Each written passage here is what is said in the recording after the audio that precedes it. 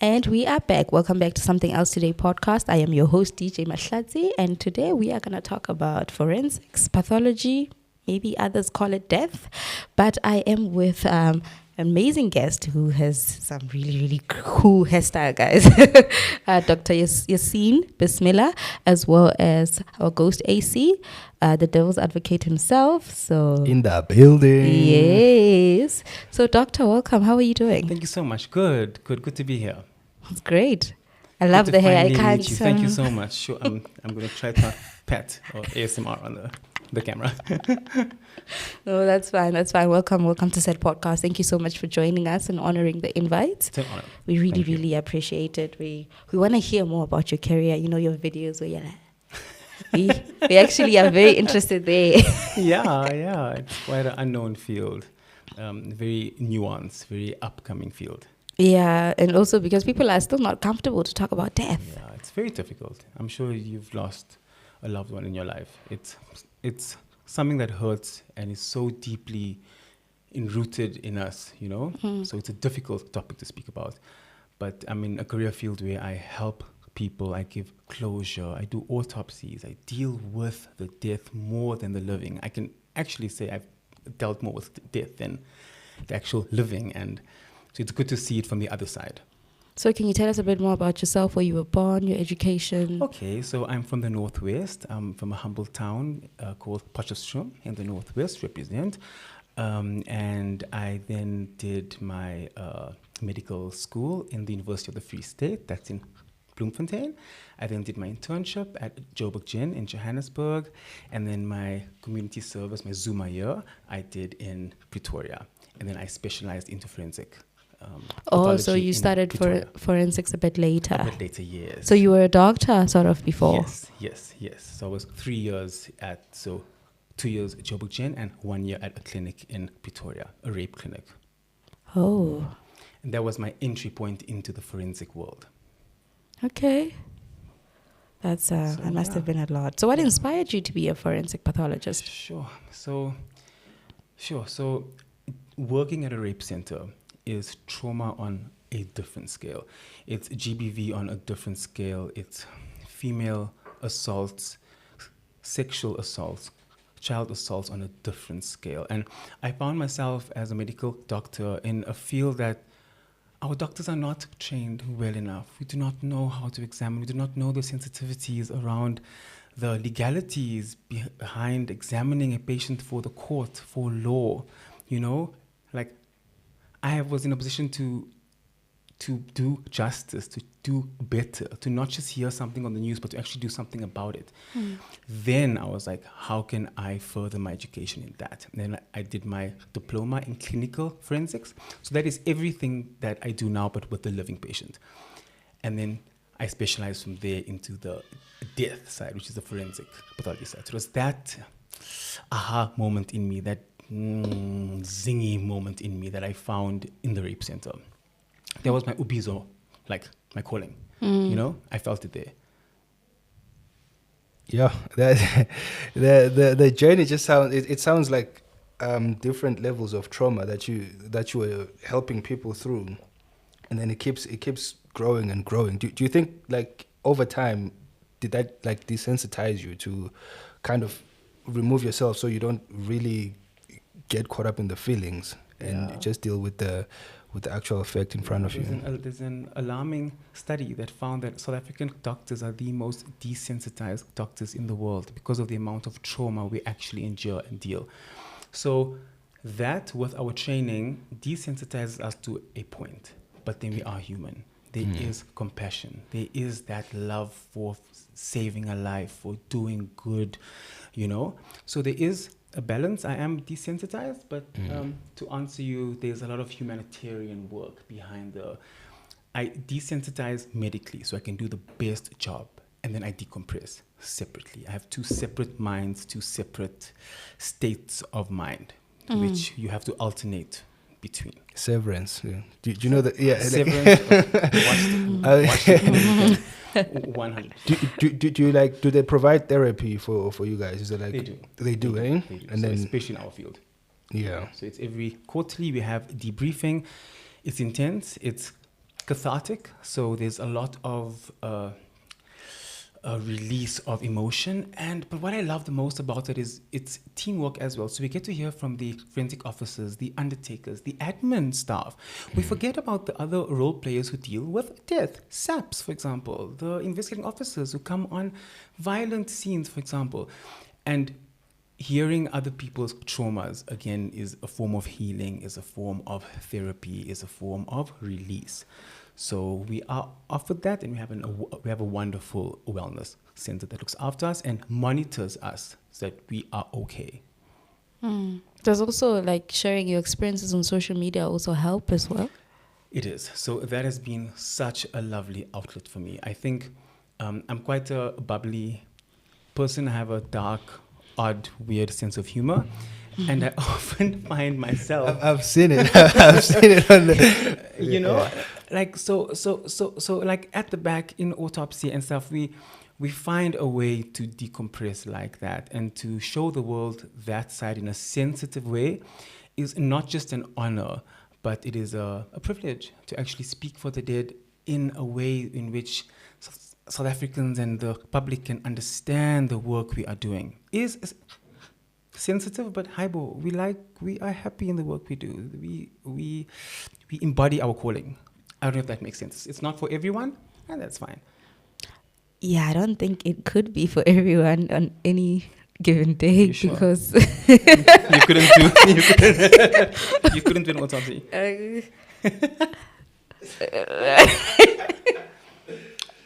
So how does a typical day look for you? Okay, so we start in the morning. So I'll drive into the mortuary and we'll be offered the cases which were collected overnight or sometimes over the weekend. And then we almost like in a hospital, we would triage the emergency cases or the emergency autopsies. So for example, the child homicides, for example, the female homicides, for example, will be prioritized over other cases. So we will firstly deal with all the unnatural deaths. So those are the cases that come to us. So all the violent, unexpected, not your natural old people dying at home kind of deaths. All right. Then we will do the autopsy. So we will start with x-raying, we'll do x-rays, we'll get the scene information, the police will be there, we will do the external examination, internal examination, I'll write a post-mortem report, I'll take any samples from the body I need to. All of this is for court, so all of this is for evidence, all of this is for the legal system. I'll then go back to the office where I'll consolidate all the findings of that autopsy, compile the report. Some days I can go to court. Some days I'm teaching medical students then as well. And some days we are teaching other doctors who are training in our department then as well. So it's a balance of academics, autopsy, court, office work. And then again, when the results come back for alcohol levels, for example, or drug alcohol levels, for example, or we have to look under the microscope, I'll do that also then after the autopsy. So how is it possible to take us through a process of an autopsy? Like Yeah. what happens Yes. in Okay. details? Yeah. Sure. Are you sure? Oh, my Tati. Yeah. If Okay. This is educational. 100%. Okay. 100%. Because one of the producers said they removed the stomach, and Yeah. I told him I'm gonna ask you. Yeah. No, I smell the stomach contents every day. And my last post, I was so hungry because I'm fasting. I actually got hungry because I could like see the dijo, like the nyama was fresh in the stomach. So we have, it's very important to look into the stomach every single time, and it's like legal as well, right? So you can tell what the person's last meal was and when they ate that last meal. So that's very important. Like in the Riva Steenkamp case, the stomach contents were very controversial because they were like, wash your life at this time versus that. So it's very, very, very important to look at the stomach. So we'll have the body. It'll usually be out of a body bag. If I was at the scene, so we do get called to the scene, very important. If I was at the scene, I would have understood how the body was found, etc. But we'll have the information from the police on photos, how the body was found, what the circumstances were around that death. All right. The body will be put into the fridge. The fridge will go into the x-ray. We'll look at the x-ray and I'll do it. We'll look for any, for example, bullets or any pneumonia, anything odd or anything that can help me diagnose the cause of death. The body will come out. I'll unzip the bag. first and foremost, I have to identify. I have to make sure that is this person known or not? Is it burnt beyond recognition, for example? All right. So, is it the correct body number for the correct case? Then I look at the clothing. Anything suspicious on the clothing? Is there torn clothing? Is there blood on the clothing? Is there vomit on the clothing? It's CSI. It's investigative. You can see how it's becoming medical. Is now being fused with investigation. There's all scientific evidence. It's all scientific things that I'm noting down now. We'll remove the clothing. Any evidence of the clothing I will take and keep. Then we will start with the body.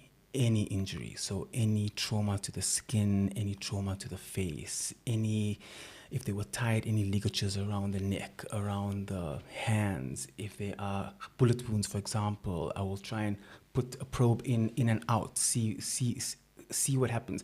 Everything I see, I want to try to understand why and how it happened. Then we open up the body, right? So we have two incisions. One is the Y incision, which is like this, and then the one is the I that becomes straight down. So we then have full access to the body. Then we'll take our rib cutter.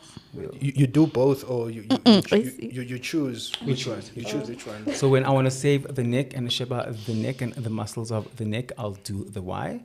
But we usually do the I. That's just the easiest way. Then you can open up everything nicely and properly. We try and close it nicely as well.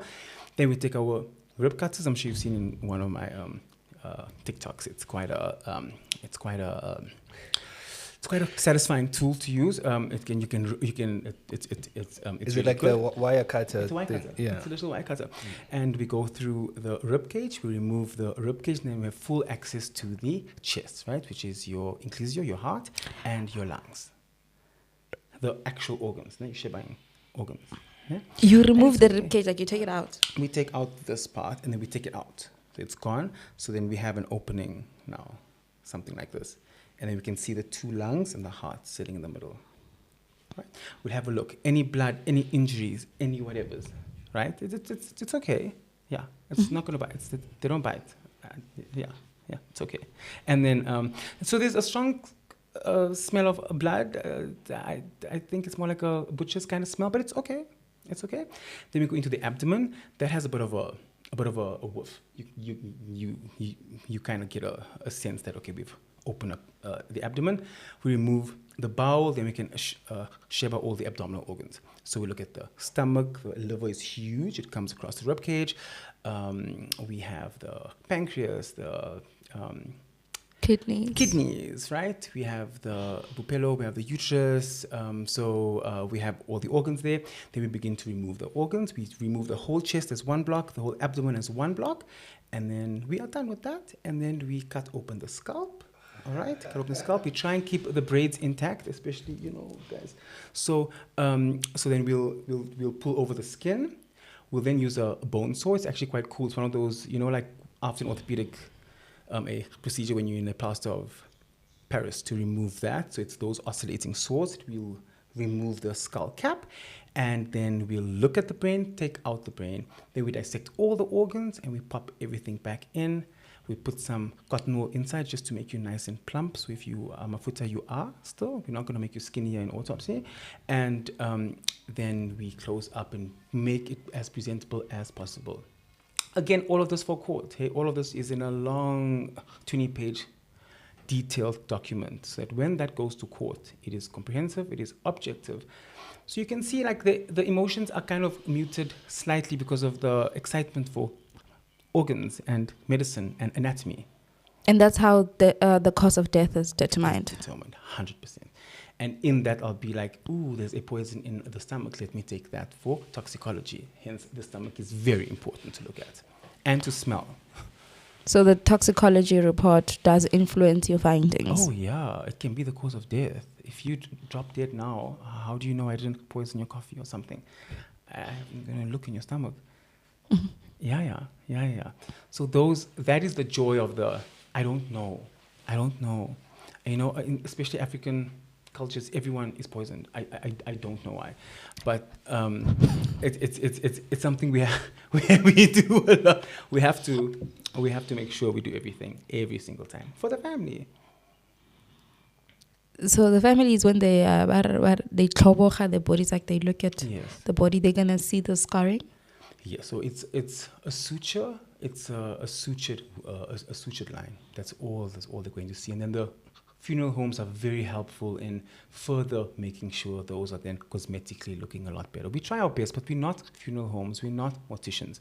But we are trained to make them neat as possible. You can imagine in severe car accidents, for example, there are dismembered body parts and things. So we have to reconstruct. We have to reconstruct for the family. Forensics. Reconstruct Yes. means So- meat. Reconstruct. Yeah. So it could be a very mangled body. We once had a case, how explicit, but it was in a mine dump, and those machines had kind of already started with a dumped body. But we had to reconstruct as best as we can, again for the family, again. So our job goes beyond just the autopsy itself. For the families, we interact with them, we see them, we hear them. We hear the cries. We hear it. So what common misconceptions do people have about forensic pathology? Well, the first one, as your co-host said, is that we are desensitized. I think we know how to handle our emotions, and that comes out especially in court. You can see that we are firm in court. We can look into a criminal's eyes, and we go home and cry, or we go home and we go and debrief. So it's not all this cool CSI, we open the body and it's also fancy and it's also quick. I can quickly just share by and be like, this was a gunshot here, this is that, this is this. This person died at exactly 4:05 p.m. It's a lengthy process. We are human beings who are doing God's work, literally. Another misconception, it's a silly one, but people always ask me, like, aren't I haunted by the bodies, or haunted by the ghosts, or haunted by the stuff? And I wish I had the time and the luxury to sit and be like, I do have my moments, but I'm like, no. So that's also one of the misconceptions, is that such a field, traumatic deaths that are hovering in the mortuary, or hovering around. Another misconception, the smells, right? They get asked about the smells a lot. How do you handle it? Isn't it disgusting? Isn't it like rotting flesh? Yes, it is for the decomposed bodies. It really is Vicks cannot help that kind of a situation. I was going to say, I thought they put Vicks in their nose. You mouth breathe, and highball, you still are nose breathing, and you're like, what is happening? But then we have certain ways, and those cases are far and few in between. So most of the cases are fresh-ish. Yeah, a few misconceptions. So, from a public health perspective, what trends are you seeing within your industry? Sure. So I cannot emphasize this more enough. Our GBV rates are just skyrocketing. I think I see a femicide almost every day now, and it's the one thing that makes my blood actually boil. I actually get upset in this last case I had to step out and be one with myself, and had to come back and deal with it. So we're seeing a lot of female homicides. We're seeing lots of intimate partner assaults, a lot of male on female assaults. That is a trend I'm seeing now a lot. And children, I'm seeing lots of children deaths, surprisingly. Lots of children, accidental, preventable deaths as well, is on the rise. We do have our assaults are still there. We still have our motor vehicle accidents. Those kind of go up and down as the year goes on with the holidays and things. But I'm seeing a lot more children and a lot more women as well. I see. I am mortified, man. Yo, okay. I just want to do you watch forensic shows like Dexter and I those? love Dexter. Do you? He is like my inner spirit. You know, the first day that I started in forensics, and I had the full PPE and I had the bag, and I was like, I am ready for war. I am ready to... And I felt a Dexter-esque vibe. It was my only reference in my brain of this is what it feels like to walk in and to to open up someone. You know, it's yeah. So yeah. And do you think it shows generally, not just Dexter? Do you think they are mostly accurate about what it's like? No, not really. Not in South Africa. I think America really paints out this really pretty CSI kind of vibe. Yeah. It's not the normal state mortuaries, and even the state mortuaries in the US are not like that. There's lots of bodies, lots of doctors. It is crazy busy. There's lots of staff. There are bodies that are still coming in. There are vans coming out. It is very chaotically busy, like a state hospital, you could imagine or liken it to. So it's not as pretty on TV, but there are aspects of that investigative CSI-esque. The police is there, you know. We work with cool, like specialists in bones, for example, or specialists in maggots that we might find on a decompose, or specialists in soil where the body was found. SAPS has those, and we kind of interact with them, and it's kind of cool. Okay, so really you were saying something about GBV being like a trend currently. There's women who are victims of it that actually have to pass through your mortuary, which is very, very sad. So I've read a statistic that over 840 million women actually have been subjected to physical abuse or sexual abuse in their lives, which is about 1 in 3. And also last year alone, 2024, not last year, 50,000 women and girls worldwide were killed by their intimate partner or other family members. So how is a body of a GBV victim handled per se? Yeah, so that is a very accurate stat. It's 1 in 3 internationally, and it's 15 a day, unfortunately, in South Africa. That was the last stat. So you can imagine that is a huge amount. I think we have 68 homicides a day, of which those 15 will be female.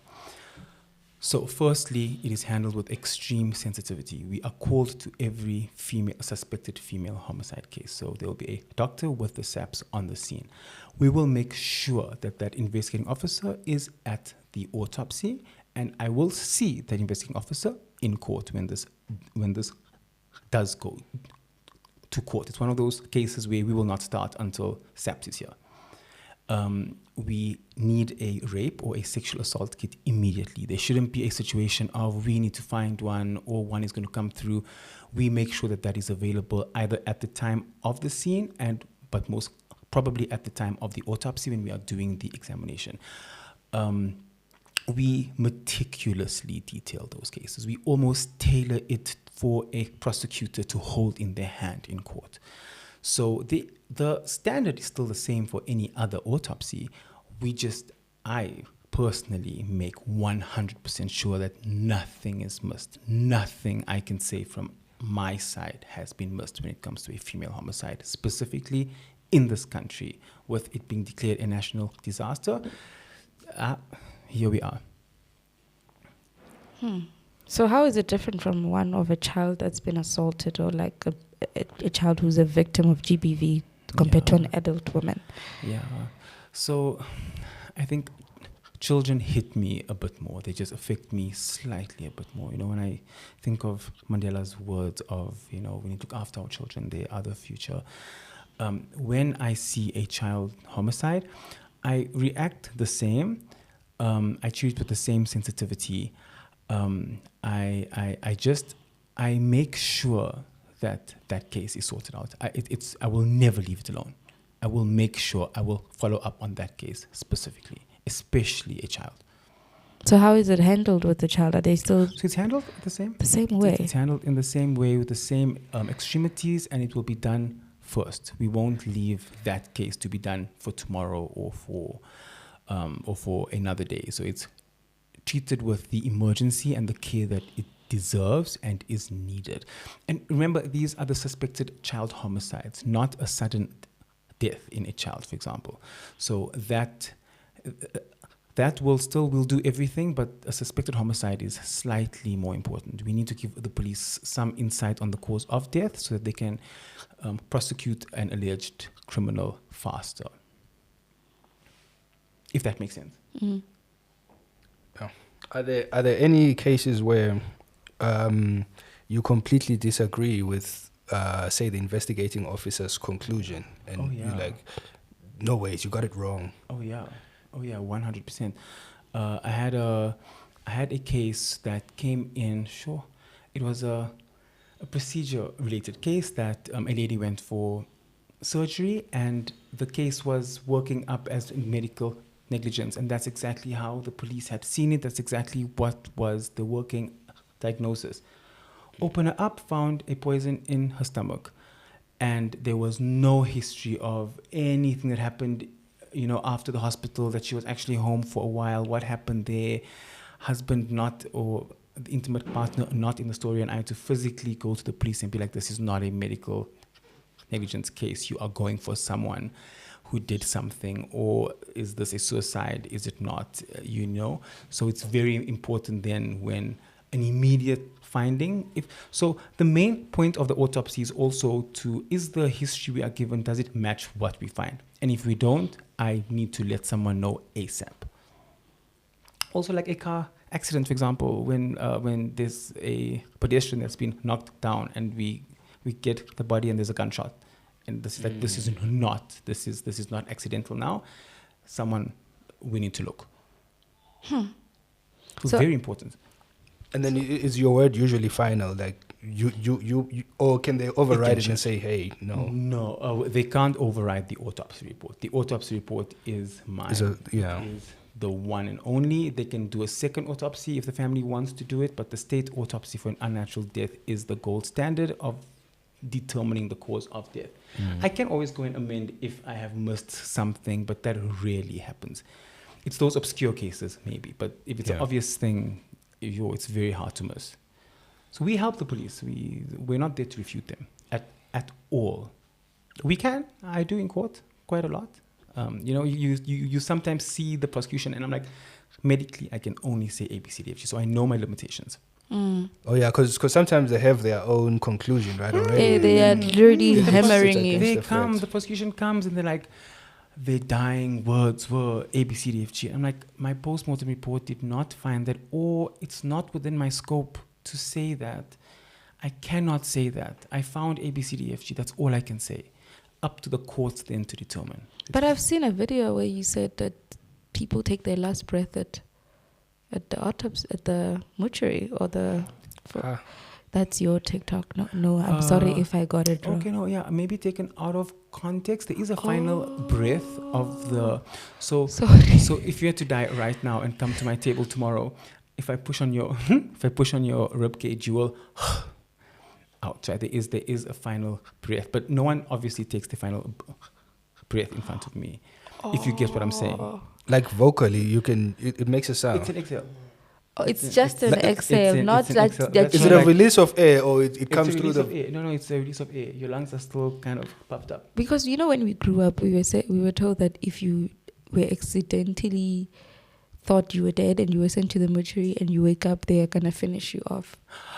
I've been getting a lot of I've been getting comments. Sorry, is that true? No, imagine. I'm asking. It's what we were told. No, I'm saying, but like imagine. Yeah. No, it's been asked in the comments a lot. There's also been other influencers who have said that as opposed as what they've heard and what they believe, and that is not within our medical. It's not the Hippocratic oath that I took. We do not do that. I don't have it in me to finish off anyone. I didn't learn. No one taught me that in med school.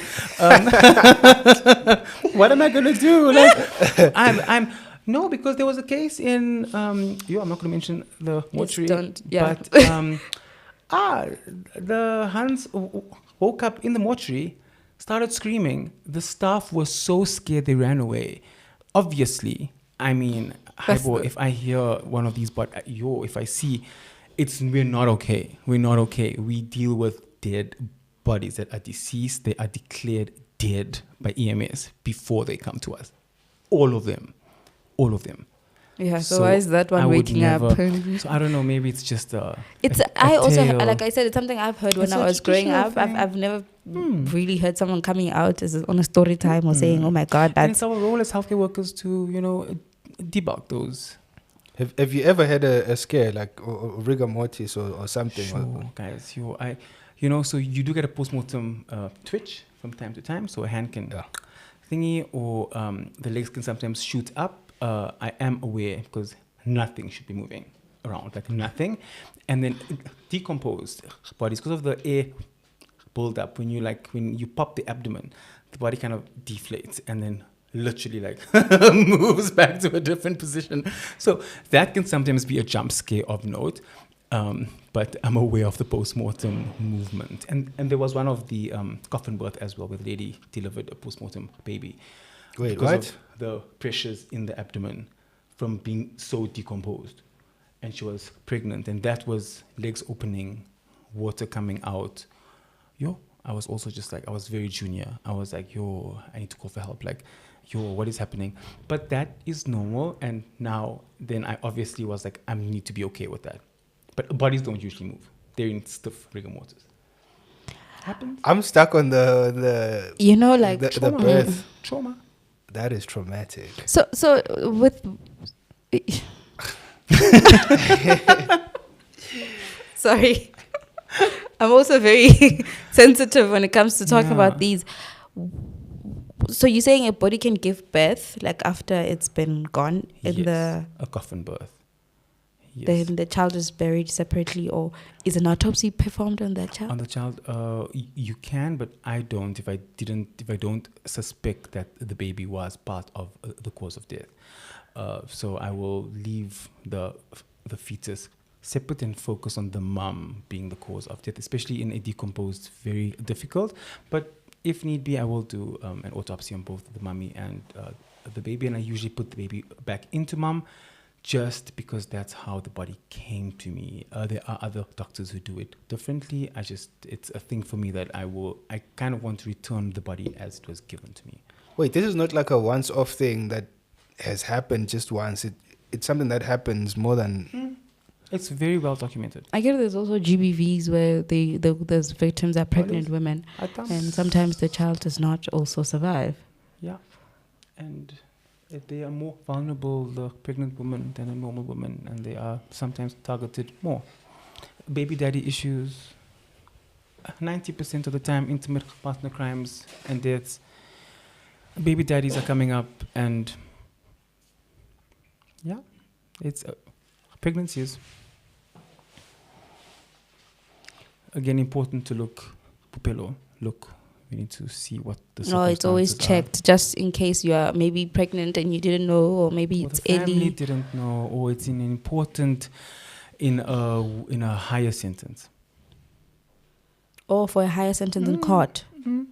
Oh, do you get charged with double homicide?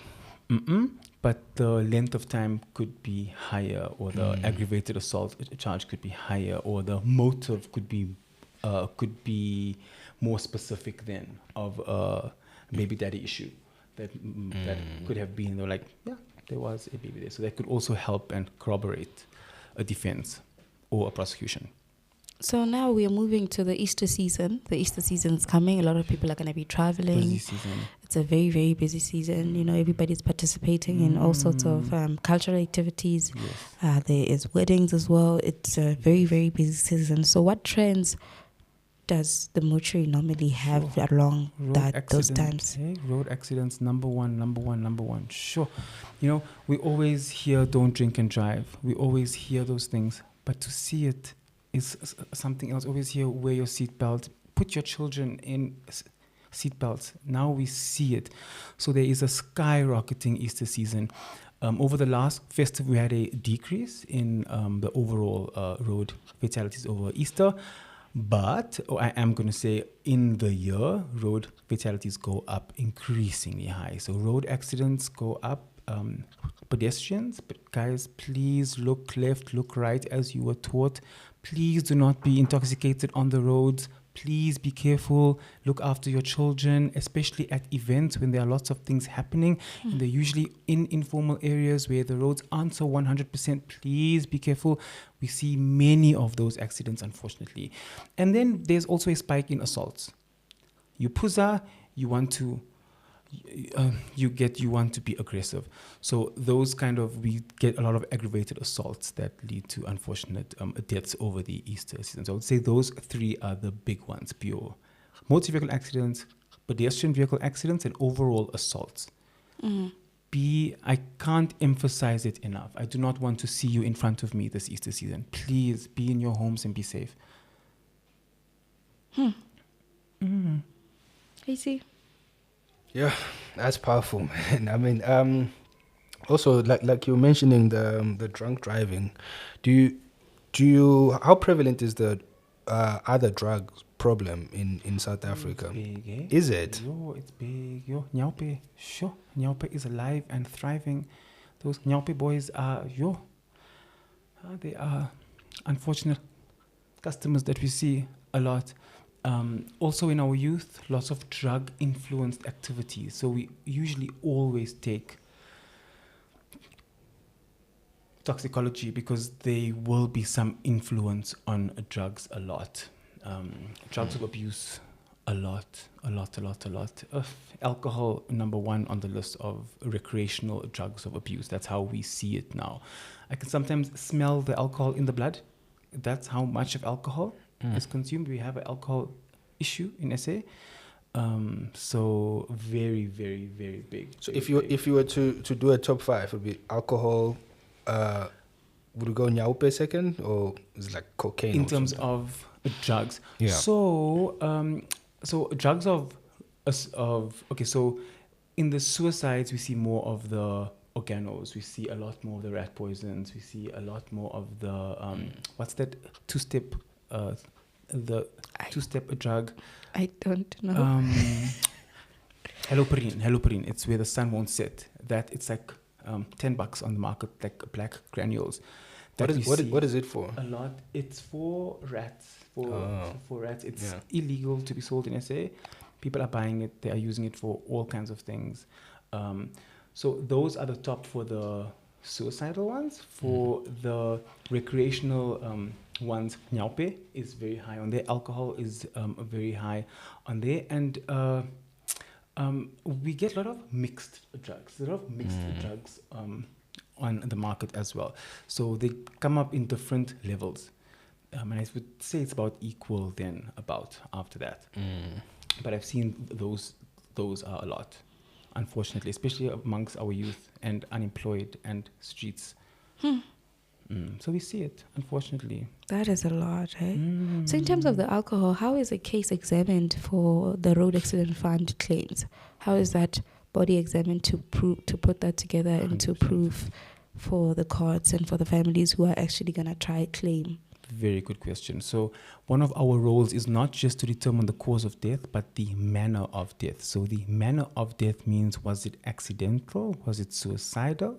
Was it homicidal? Was it unknown?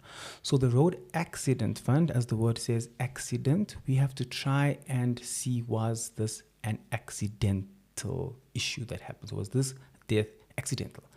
That's what the road accident fund wants from the post-mortem report.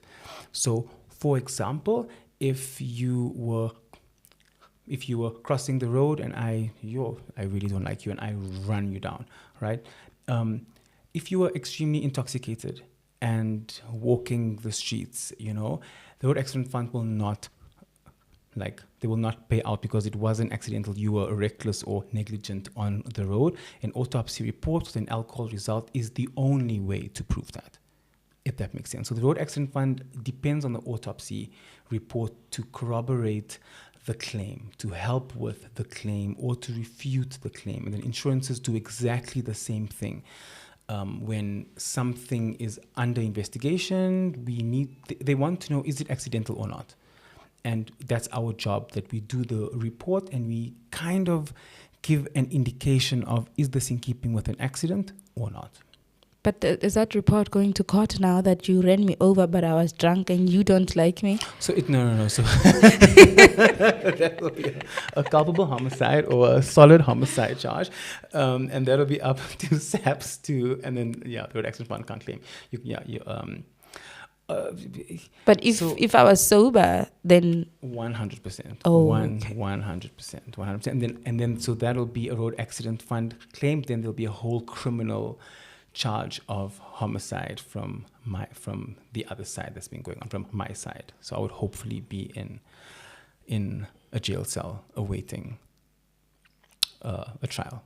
And how are the cases with kids involved in accidents or kids hit by cars? Oh, it's the hardest for me to handle. It is the hardest for me to handle. And you know what the worst is for me, and I had this earlier this year, was a parent who mistakenly ran down their child in the home. And you can imagine, it's very difficult to counsel a parent, a grieving parent. It is very, very, very, very difficult.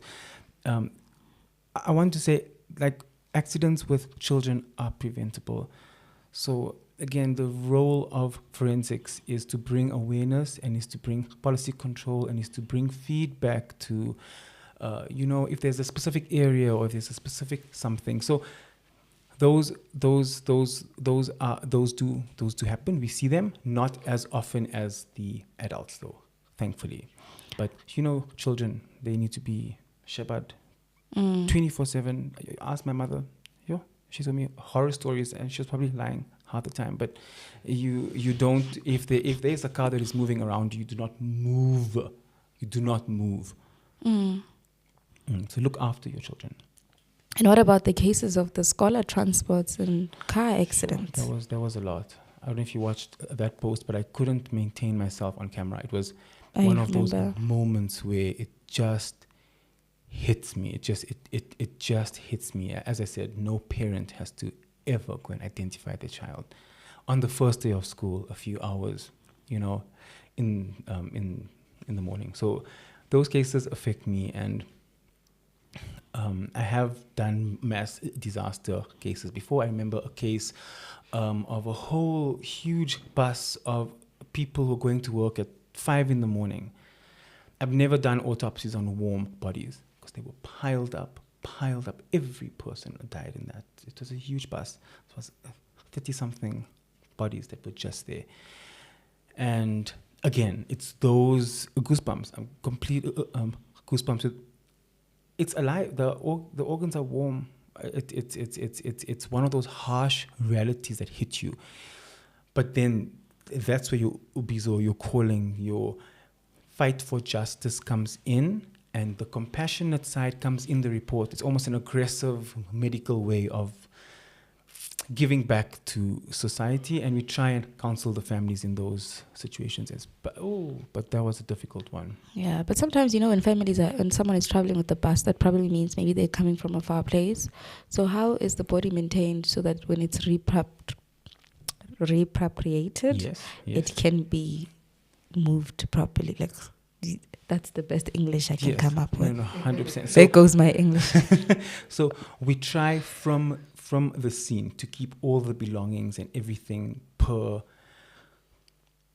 case or per body, and we remember and photograph it as such, and the evidence will be kept as such. And when we are done with the autopsy, it is kept as such and given to the family as such, as best as we can. Obviously, in mass disasters, it's very difficult. We don't know whose watch is whose hand is where or who's what, but we try to reconstruct as best. We do DNA on body parts if need be. We do DNA in general. We make sure we do everything to make sure that repatriation is done correctly.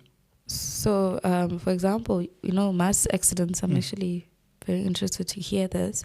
When the families come to identify the bodies, as you saw with the scholar transport, the families were forcing to go identify the bodies, and they had to identify the bodies at that state. Is it normally, was there a reason why the police were blocking them not to go through? Is it because they were trying to put everything in a dignified way before the families come through, or is that done at the mortuary? So that video that you're speaking of is at the mortuary. Identification will happen at the mortuary. It's a legal requirement of death, so it cannot be done at the scene. It also will be done in the mortuary, in that setting, very controlled setting. It is extremely distressing for the family to do it, but it is extremely important. And in high profile cases, we try to set up almost a camp for the media, a camp for the family, a camp for everyone else who is interested, but we give the family priority to, it can be an uncle who can identify as well. It doesn't have to be a parent. It can be anyone who knows and can visually identify the deceased. and there's emotions involved. You can imagine it is emotionally rioting. It's those screams I hear when doing the autopsy because identification is happening on the other side. And it is grannies, gogos, it is a lot. And then me as a dogotela, then the final doctor who gets to examine a loved one, then placed in a position to give a somewhat medical closure, if I can, on any questions they have relating to the deceased. So it's very important for that medical closure. I don't know how to say it. You sometimes don't get it from the hospital or from the EMS or from the bus driver or these are traumatic deaths. So it's also a huge burden on us, but also part of the calling. So now what happens if the body is off? It's unidentified and it's been there for a while. It's been sitting. What happens to that? So DNA. We take DNA on those bodies. We will wait around 7 days for someone to come through and identify. If the body is beyond recognition, say for example a burnt body, we will then take DNA regardless of whoever comes to identify, and until there is a positive identification, we will release the body. I don't want to mention another high-profile case where bodies were taken unidentified out of the mortuary, but we don't want that kind of a situation happening. And then after 7 days, we will then take DNA. It'll be put onto a system, and then after 3 months, if there is still no one to come and collect or to identify the body, they will be given a state pauper's burial. Oh, they keep it for 3 months? We keep it in the deep freeze. Oh. They are frozen. And when someone comes to identify, defraud, then we will still check DNA. Hey, we will still check DNA because why so long? Why? So it could be a valid reason. Could be a different province. Could be someone has gone missing. They put on a missing persons list as well. That falls under SAPS. After the DNA has been taken, the positive match is done through SAPS. We will keep the body, obviously, because and we will then identify positively, non-visually then. And what happens when the family cannot afford funeral expenses? Shame. So we try a lot. We try to help the family a lot. State offers, it's not a pauper's burial, it's a special, simple burial for families who can't afford. That does take a few days, and we as forensics will apply and help the family to do that. And we will keep the body then in that time until the state will then give a simple burial for the body. I'm not sure if you can speak on this, but when do you, how do I speak? You can ask. When is it recommended or advisable to cremate the body instead of wasting money on funeral expenses? Oh, imagine. You're attacking your entire culture. No, I'm joking. You're entire. So no. I asked it slower. So shame. So no. So my answer, even as cultural, as a cultural answer, it is purely based on the family's preference, purely what their religious beliefs are, purely what their affordability is. Purely, I know different people do it in different ways. I'm Muslim, for example. I will be buried. There is no option. That expense must be sorted out. So and I'm sure in African cultures as well, we accommodate so well. Burial is a whole. Sure, it's a second wedding. It is a lot. It is a lot. So we definitely try to accommodate for that. But it's not our place to recommend anything. Up to the family. Here is your loved one back. Here is closure. What that family does to bring closure is up to them. And so even if that completely, I understand, even if the body is bent beyond recognition, there's no need to continue. They will take it as it is. However you want to do it, it must be done. That, and you can understand that is a respect thing to the family. I could never recommend what you do with your loved one. I would never want to. I would want to give you a hug, actually. So not my responsibility, but very sensitive about Because some families are, it's late on a Friday, they want to do the burial soon, traditional, cultural, Easter weekend, you're going to wait. We can be overloaded. We try to accommodate families as best as we can. And we do.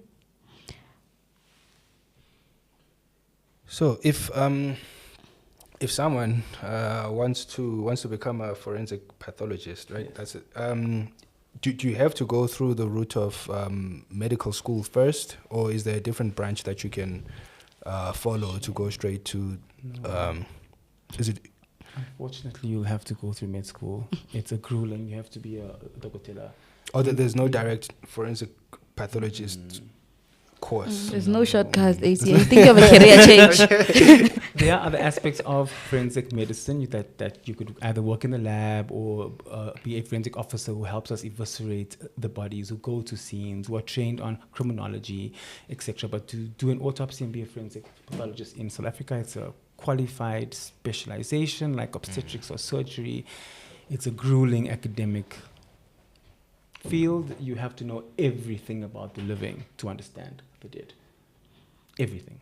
So I have another question. If someone is killed but they're an organ donor, Yes. what happens? So I'm an organ donor, for example, and hopefully, so when I'm taken to a hospital or when I die, it will be known that I'm an organ donor, and there's an organ donor society which will harvest organs then very fast and very efficiently, and they're in contact with us. So say, for example, for argument's sake, you in the heart, for example, my heart is not eligible then for a heart transplant, right? So the organ donation society will be like, listen, okay, his heart's a match, but obviously I will be like, I need that for autopsy, for medical legal reasons, for the court, I need to, but the lungs are fine, the cornea is fine, the skin is fine, the kidney is fine, the liver is fine. Whatever organs can be harvested has to be communicated with the forensic pathologist first. So I must say, okay,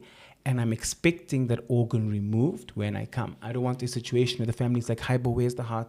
Hybo, where's the liver? There it is on the multi market. No. So it must be very well documented, if that makes sense. So it's done in the correct way. They are very efficient. It happens overnight. It happens very quickly. So what if an organ that was meant to be donated is crucial for the autopsy and it needs to be dissected? Yeah, so the law supersedes any cute donation. We need justice served either way, be it accidental, homicidal, whatever this situation is. If I need that organ or even the whole body in a sudden death that I'm not sure about, you can't have a single organ. That will be. Because the organ can kill the next. We don't know. I don't know what killed this person. So if you drop dead now as an organ donor, I don't know if it was. I need your kidneys to prove something. I might need something else to prove something. So then, for example, your organs are not eligible. But if you were, say, had a head injury and you are brain dead in a hospital, I'm happy with that. Your organs are availed. So how are those bodies after the donations are done now? It's a small incision. They come in, they remove the organ, stitch up nicely. So it'll be a stitched up, removed organ. And a skin incision that should fit that. Anything not like that, we must be aware of. There's lots of documentation to make sure that an organ removed has been consented to by the forensic pathologist and the family of the deceased, and must be noted in the autopsy report. We don't want an organ that is missing. If that makes sense. And all organ donations have to be done by a forensic pathologist? No. So it's only the unnatural cases. Because okay. I mean forensics. So, for example, it'll then be the doctor at the hospital for a natural death. Oh, the doctors are also... Well, anyways, you guys are all in the same field, so they can do it. It's just a different... Because now it becomes a forensic case, it's now in state ownership. We have to look after the body because it's an unnatural death. So has this career changed how you view life and death? Oh, it really has. It really, really has. Sure, I see death so much. I appreciate every single breath. Even as I sit here now, I am visibly, physically, emotionally aware of life. They say it's an African proverb actually, where they say the living close the eyes of the dead, but the dead open the eyes of the living. Death is a mirror of the living. It's the underbelly we don't speak about. Understanding death and working with it, studying 6 years into it, I appreciate life so much, so much, so much, so much, so much, so much. On a visceral, anatomical, blood pumping in my body level, not on a figurative level, if that makes sense. I don't want to see accidental or preventable or assault victims on my table, and I appreciate, and I'm a big advocate for life, as medicine has taught me. Do you think forensic pathologists are dangerous? Because I mean, to take people out. I mean, you know how to hide stuff. It's true. Even on social media, I have to be very aware of my content, because people could be getting ideas. Hey, they could be Yeah. like, oh, we know this is not picked up on the screen, or we know this is a. And I've sometimes got weird requests or questions of like weird stuff, like if I'm stabbed with ice, that ice will melt and then there's no DNA. Have I seen a case like that? I don't reply anything of that. We probably do know. I could probably give you a list. I'm joking. No, but we probably do know. But that's not. We are no shame. We are such nerds. Shame. We work behind the labs. We work in a mortuary. We have enough issues in our lives.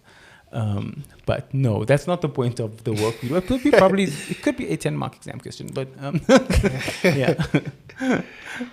I mean, yeah, you have a forensic mind. You know what I'm saying? You know how to hide. You know where the poison can be hidden, or where you can stab someone and it won't show, or you know. Oh no, 100%. You can get away with You can hide a body. Yeah. You said it, not me. Yeah. I didn't finish it. I didn't even finish the sentence. I'm not sitting on the comment like Chrissy. She wanted to say, they even finish your words for you there on social media. They'll finish the sentence for you. 100%. Or they will hear words in between what you just said, and you like, I didn't say that. Or I didn't mean that, and hence I'm very sensitive, and I think that comes through. Same with your podcast as well. You kind of get a sense of intention through social media, and I'm a doctor. I can't reiterate that enough.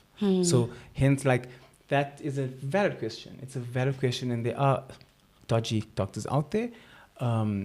This one is in court, putting people behind bars. I'm not on the streets. So yeah. All right. So we need to close. So. Would you recommend this career to medical students? I would. Shame. I actually, the other day, I went down into admissions. I was like, don't do it. Medicine is a lie. Don't do it. It's a lifelong trap. It's a lifelong trap. But if you are in med school and you are not sure on what to do, and we have had a lot of applicants now who are not sure. Hey, they think of this dream, as we've spoken of, what forensics looks like, or what people think it is, like it's in the TV. It's not anything like that. It is a calling. It is a rough calling. It is emotionally heavy. But if you are emotionally resilient, if you have a passion for justice, and you have a passion and a strong mind and a strong soul, I would definitely. We need more of you. We're only 80 in the country. 80 in the country. So we need more forensic pathologists, more specialists. We are bleeding them out. It's a highly difficult industry to stay in. Our doctors end up leaving or finding somewhere else to go. Yeah. So is that the improvements you'd like to see in the industry? Are they more? 100%. Yes. So I've been obsessed with AI and how it has enhanced everything. And overseas, they have a virtual autopsy. It's called a Virtopsy, where they can do a MRI or a CT scan, and they can see all the internal organs. They can see everything, and you don't actually have to open up a body where we have a very good full body x-ray, so perhaps some improvement hopefully in the technology and the scanning of what we can do will make our lives so much easier. But how are you going to know the last meal they had if you're not going to open? I will be able to see that chakalaka properly. I'll be able to see the samosa there sitting in very well in the stomach. You better trust. Definitely. Any closing remarks or something that you'd like to say to the audience? Yes, I think to those out there, just appreciate life from someone who sees the other side, who knows the other side, who has felt the other side. Do not become a statistic. We spoke about Easter. We spoke about preventable deaths. We spoke about femicides.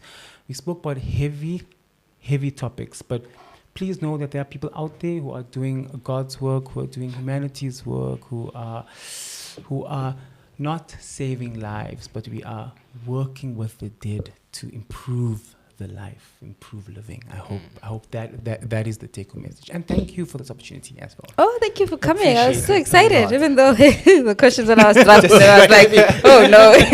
I kept going like, ee. Your mind is criminal. Hey, my mind is criminal. And just quickly, the content creation side of it, how are you enjoying that, other than it providing catharsis for you? Of course, it's cathartic. It is cathartic. It is a lot of fun. It is a lot of fun. I think it's built teamwork at the back. We're excited to hear audios and training audios and how can we use it. And you'll see there's an educational punch to everything. People don't know. And we have this expectation of how a doctor should be or how they should look. And I'm all here to break boundaries, to be different, and to use social media for our youth, our youngsters who think they're going to be a docotella and drive a fancy car. No. You're going to be one and work in a mortuary, for example, or you're going to be doing state work, or you're going to be, that has been a good motivation for me. It brings me some joy. We laugh as South Africans. We hate each other, but we can laugh, hey? We can laugh and laugh and laugh. And I think it's the one thing that bonds us. Yeah. And I think my buddies also give a little giggle when, if they had to see my TikToks one day. It's that. It's been wonderful. Yeah. Amazing. So great. AC, are you good? Yeah, good. Great. So please, guys, don't forget to subscribe to our YouTube channel and follow us on social media at Set Podcast. I am your host, DJ Mahlati. Thank you so much, sir, for joining us. Doctor, for joining us. Yes. I call people so mem. So now I see, Dr. Yaseen, Bismilla, please check him out on social media. He's doing great content about forensic pathology. I've been a fan for a while, actually. So, please don't forget to follow us. Don't forget to subscribe. I am your host, DJ Mahlati, and we will see you next time.